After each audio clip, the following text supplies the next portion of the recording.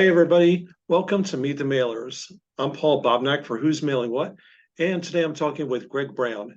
He is the VP of Marketing at Melissa. That's the big data company in Rancho San Margarita, California. Now, before we get started, if you have any questions or feedback, please comment in the box below. You can show your support by tapping the like button, and to get notified of when we add new videos to the channel, click on subscribe. Now let's meet the mailers. Hi, Greg. Welcome. Welcome. Thanks for being here today. Hi, Paul. It's great to be on with you. Awesome. Well, let's get started by talking about your background. How did you get involved with marketing and direct mail as part of that? Yeah, I've been in the marketing industry for 20 years, pretty much right out of college. Cut my teeth as a copywriter at various creative agencies, working with clients like Toshiba Medical, Merck, Bausch and Lomb, Medtronic. So a lot of healthcare and pharma clients. Huh. And after many years, I realized that I think that the grass was greener on the client side. At least the hours were better. So I eventually jumped over to the dark side, working in-house in marketing departments for various companies, including Newport Corporation, which is a photonics and laser company, and then eventually Melissa, where I've been for the last 15 years.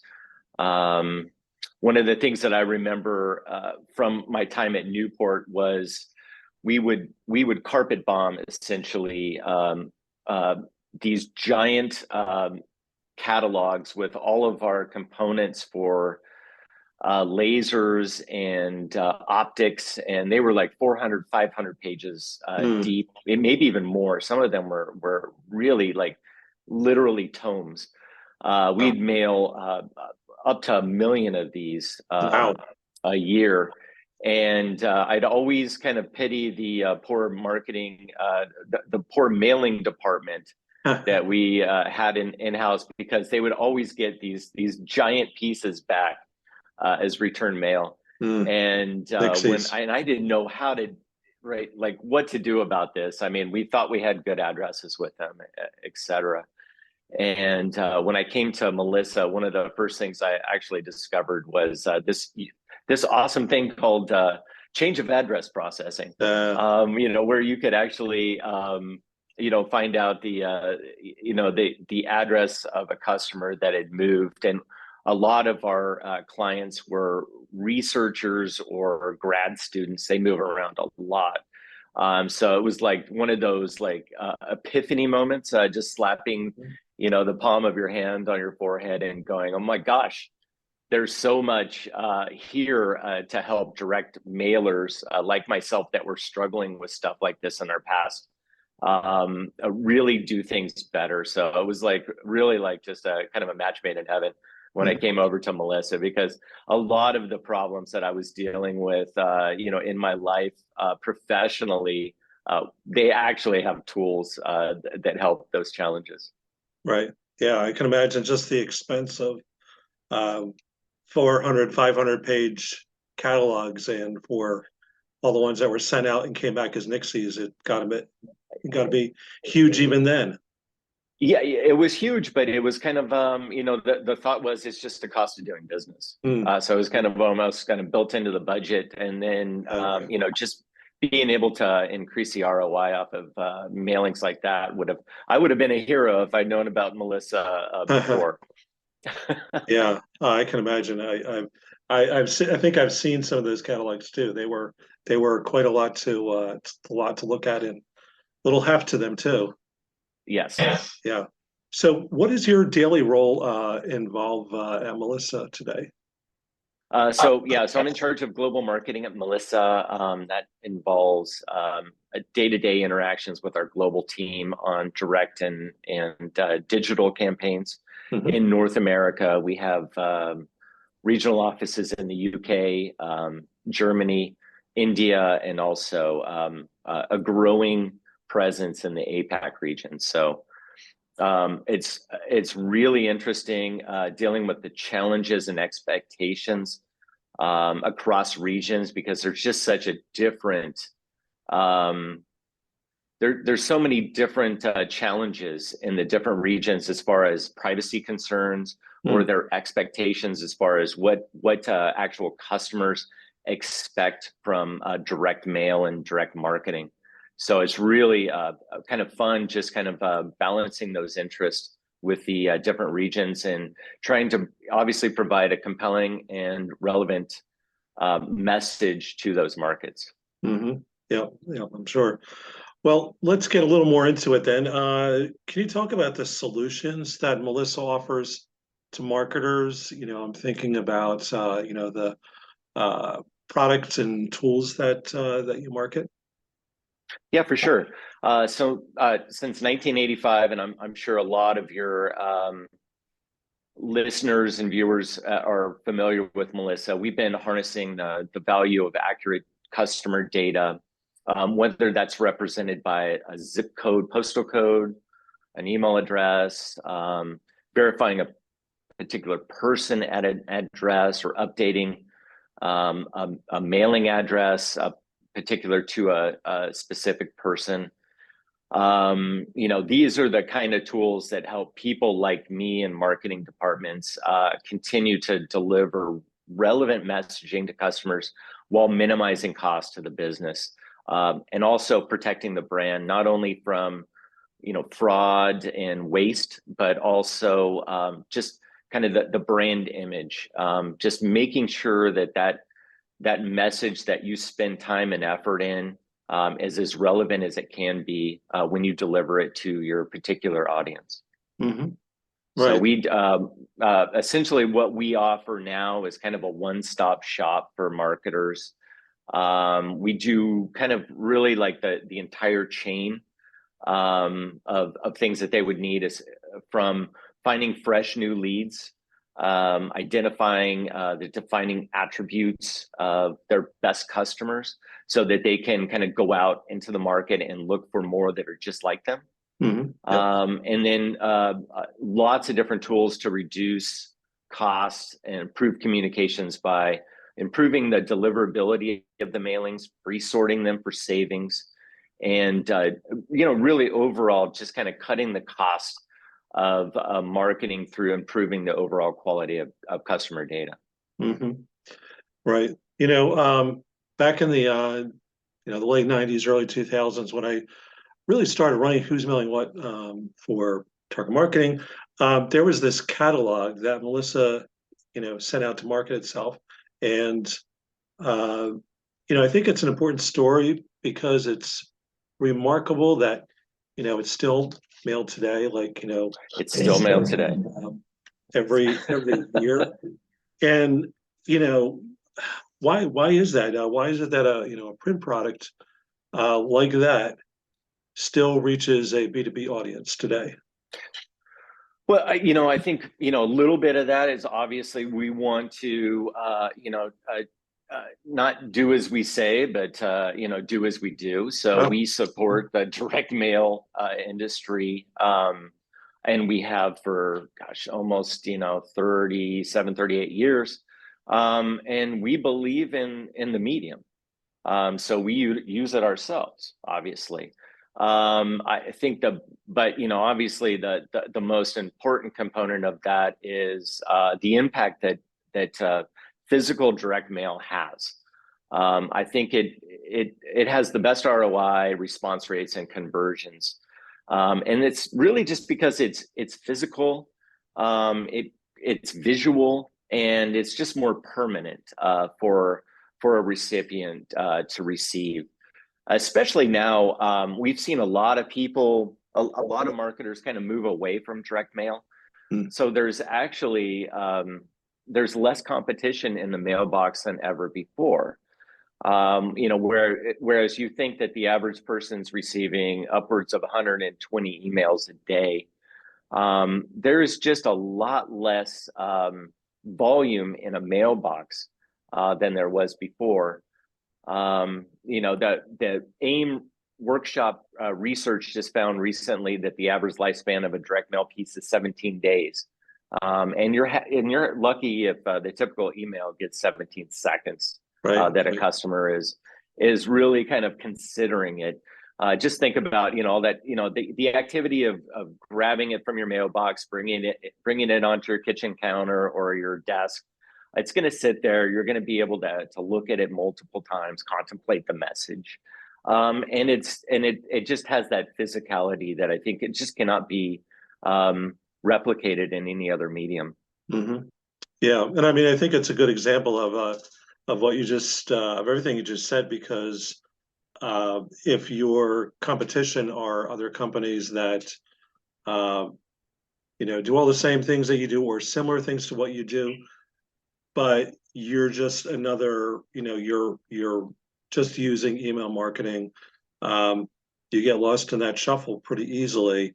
Whereas with something like this, you have all of your products and services laid out in a very colorful, easy to read format, and it's a reference that somebody can just, like you said, take a quick look through. They can, mark some pages up, put it aside, have it on their desk, have it in, easy to reach, and sticks out a lot better than just, a an address on their browser. Yeah, and I think obviously email marketing is a strong component of any campaign, but it doesn't take as much effort or intentionality. And I think that kind of that creates kind of a commensurate feeling on the recipient side that this marketer took this time and effort to get this particular message to me. So I think it just has a little bit more import when you receive it. Right. So we know that marketers today, you talked about this already a little bit. Marketers who include mail in their mix of channels are facing challenges with increasing postage costs, twice a year now, printing costs, which have been, variable for the last few years because of product, supply chain issues. So just how bad is a problem is data, bad data costing companies? And what are some specific ways that you guys at Melissa help companies deal with that? Yeah, so yeah, the cost of bad data is real and measurable, as you were saying. It costs billions, if not more than that, for companies every year. We have a kind of a diagram that we talk about. It's called the 110-100 rule.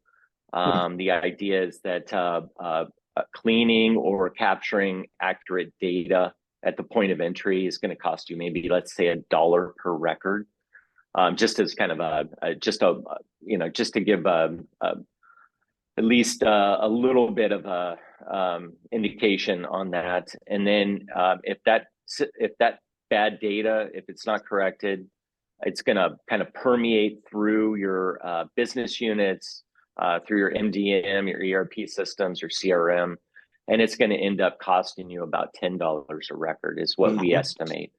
And then if it's never really corrected at any time, that includes really just it's a bad record. You can't market to it.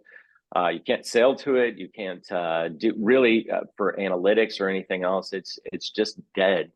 And over the lifetime, customer lifetime value, that's going to really equate to about $100 per record. Yeah. And then we see that just typically on average, about 8 to 10% of records in the normal CRM are bad. And that doesn't mean that they're completely worthless, but that may mean that they may be incomplete. They're missing maybe the zip +4. They may be missing a prefix or on a telephone number or a directional on an address. They may be inaccurate, They may include addresses for customers that have moved, customers that are deceased, customers that are on a do not mail list that you don't know about, or they're vacant, right? So these are, really things that the marketers need to take into account and look for tools that can help them not only at point of entry capture the most accurate data possible, but understand that data goes stale very quickly. We're fluid, we're individuals, we're people. We move around, we get married, we get divorced, we change jobs, we move our residences, etc. So trying to keep up with that moving target is really imperative for marketers, and obviously a challenge. So that's why there's lots of tools out there that can really help at the point of entry. Make sure that you're helping a customer. Make sure that they're entering their address in accurately, getting all the parts of the information that you need, and then keeping up with them over time is really important. Well, turning that around a little bit, data really offers marketers lots of ways that they can really reach their customers in different and interesting ways. So one of the ones, that's pretty obvious is location and geographical data. What are some good ways that marketers can use those to market their brands? Yeah, there's really awesome ways to use location data, I think, and really two different aspects. I think number one, especially for local businesses, being able to understand where most of your customers are. They're probably in a very localized area, like 2 or 3 or 4 or 5 miles outside of your business. Being able to understand that, you can take advantage of what the USPS has, which is called Every Door Direct, which is a program where you can essentially just saturate a carrier route, which is just essentially what it means, right? Right. The postal carrier is literally walking every residence in that route, that particular route, and delivering that mail piece because it's really systematic and ordered. It's real easy for the post office to get those sorted, and they offer really nice discounts for customers that are using that type of program. Where Melissa would kind of add on to that is not only delivering to every door, but really adding on that personalization aspect of being able to identify an individual that lives at that residence, be able to specifically address that mail piece to that individual, I think is really powerful. And that's a really great way for, your local,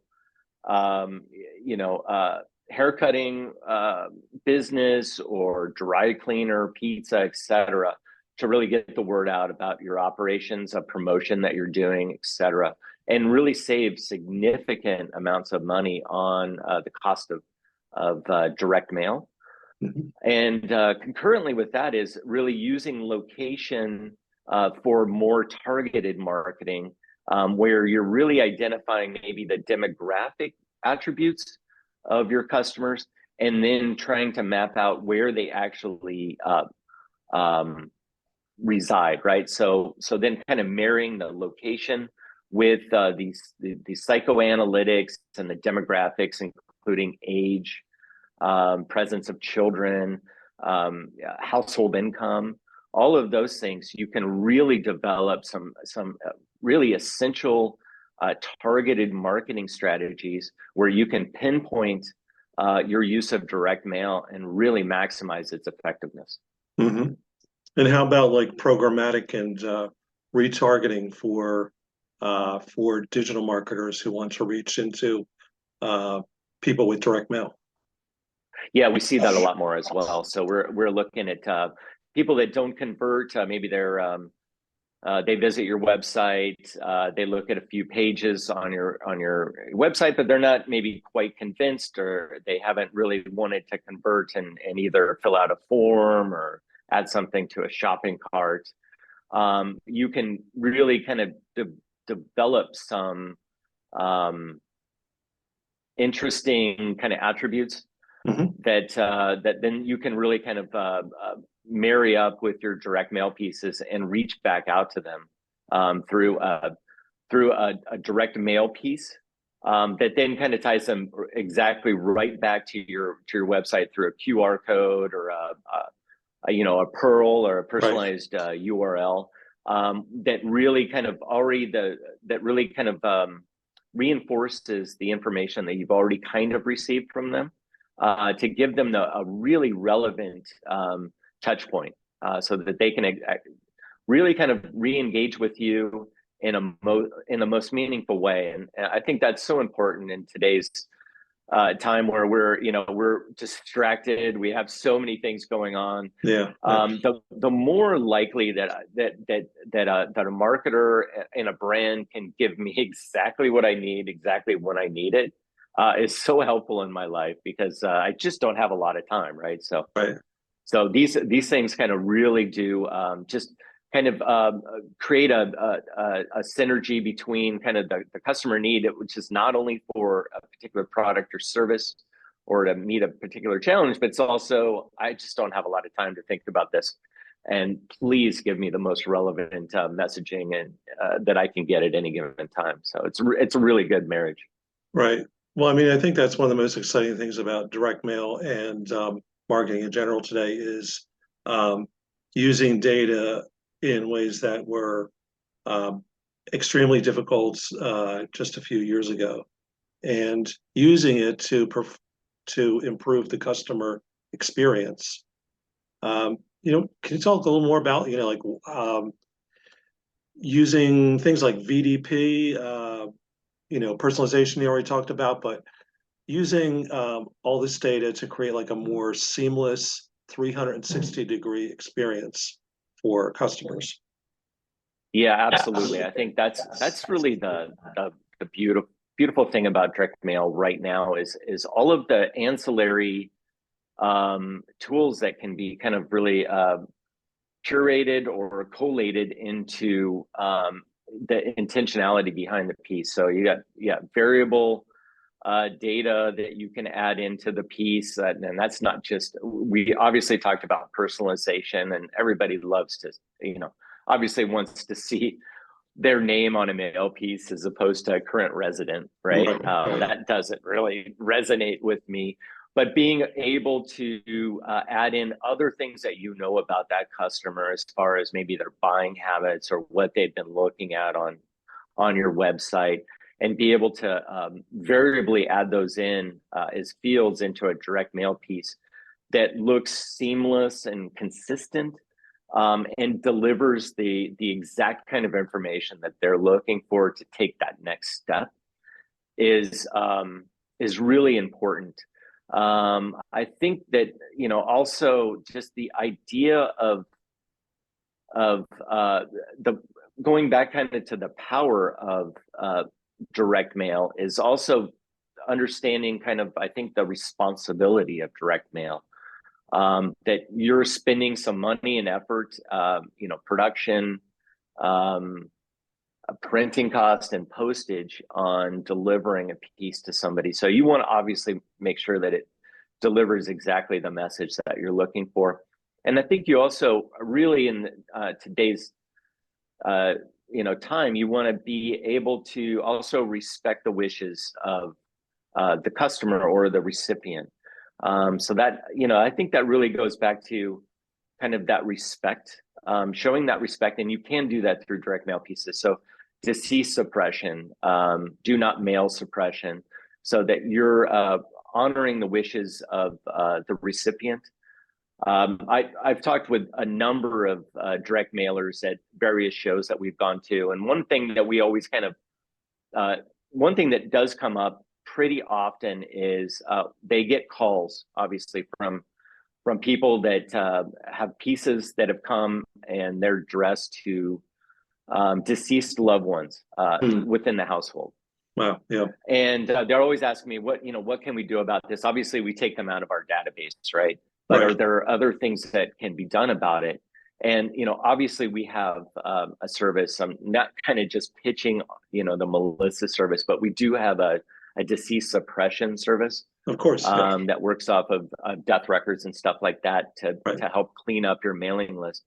But it really kind of talks to the impact that direct mail pieces have, right? So like I cannot remember ever getting a call from somebody that was angry about an email that was addressed to maybe a deceased wife or husband. They'll click the unsubscribe button and whatnot, but there's another level of, I think, emotional connection and the expectation that I think a recipient has that it really it really is powerful when they do receive those kind of mails, and they want to reach out and they want to let you know that please don't do that, Right. right? And that really kind of shows the power of direct mail and the opportunities not only to continue to deliver respectful, relevant messaging, but also to help protect your brand image, just because of the power of direct mail. Hmm. Yeah, I completely agree. I think that actually sort of dovetails with where I was going to go next, which is talking about the value proposition of direct mail. And I think you hit on there a lot, which is creating the emotional connection. You talk a little more about what you think, like is it the paper, is it the images and how the data is used? Is it what is it that works? Yeah, I think it's really, we're human, right? And we love hugs. Yep. We love physical connection, right? It's just, Sure. I think, a part of being human, That's right. being Yeah. alive, right? Right. And I think that's the closest thing that you can, duplicate from a marketing standpoint is that physicality that you get with direct mail. But also, I think, understanding that we live in a digital age, right? Sure. Yeah. So that there's really, it really tasks marketers to look at ways where they can integrate direct mail into, more of their digital marketing campaigns, Mm-hmm. to really take advantage of what both have to offer, right? So the convenience, obviously, of digital is great. So that's why, I always talk about using QR codes, retargeting web visitors, and then allowing them to get, obviously, to get the direct mail piece and then re-engage digitally with the brand are awesome things. Also wanted to mention the USPS informed delivery program, which I think is fantastic. Yeah, that's great. Which allows people that have signed up, recipients, they'll get email previews of direct mail pieces that are going to come into their mailbox. It's like I when I talked with people about this, I always think of it as like it's 3 bites at the apple, right? Right. It's the Yes. direct mail piece that you're going to get into the mailbox of your recipient. They've got the email preview, and also they have links to the content that is available off of that piece. So it's just I think a wonderful thing that direct marketers should look at as far as really kind of utilizing some of those tools that the USPS has available now. And it also talked about the USPS promotional discounts that they're offering as well for direct marketers to kind of really kind of get in back into the mailbox and counter obviously some of the issues that we have with the cost of postage, and as you mentioned, the cost of materials. There's some supply chain issues, but there are, the USPS has recognized that and does offer substantial discounts. And if you combine that with smart list hygiene tools, you can really reduce the cost that you're spending per piece. Mm-hmm. Yeah. And on top of that, I mean, when you have that good data, you're able to attribute any actions after that to that piece. Yeah. Yeah. Exactly. Yeah. From a tracking standpoint and ROI, and being able to visualize the customer as you're moving them kind of through the sales funnel, and understand where the pain points are, or the disengagement is really key. And that's where I think the marriage of direct and digital is really important, because direct has a really good, I think, response and conversion rate to get you to the next level. Then I think that's where your digital campaigns can really help in kind of pulling down and qualifying the lead to get them over to maybe to a sales team to ultimately convert. Yeah. And I've also talked about this and written about this before, is putting direct mail into even like a part of a drip campaign or reactivation, where some tasks that maybe 15, 20 years ago would have been handled completely by direct mail. Now you may have email take up part of that, but you still have that really impactful piece that that part of the campaign is held by direct mail and still delivers. Yeah, that's actually a great point. So we talk about how you can re-engage lost leads or lapsed customers, or retarget leads that didn't convert. That's exactly the point, is really maybe kind of warm them up, understand that they're there and willing to receive some information through a digital campaign that's low cost.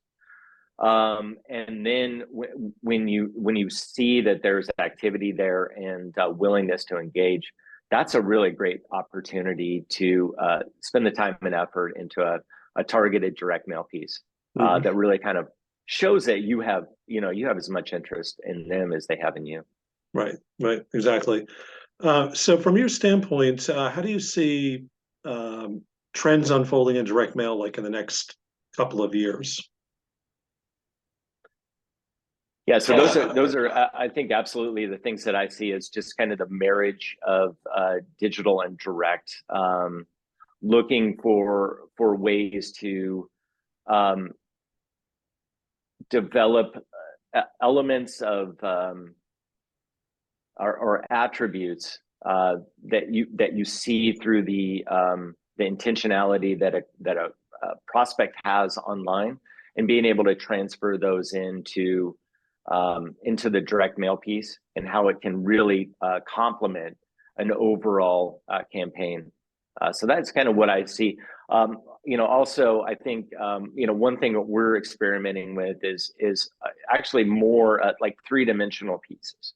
Oh, okay. Through ABM marketing, where we'll maybe identify, let's say, in a particular industry or sector that we really want to hit, and we've seen some interest. Let's say we've seen some interest. They've been viewing our profiles on third-party review sites, looking at maybe some of our developer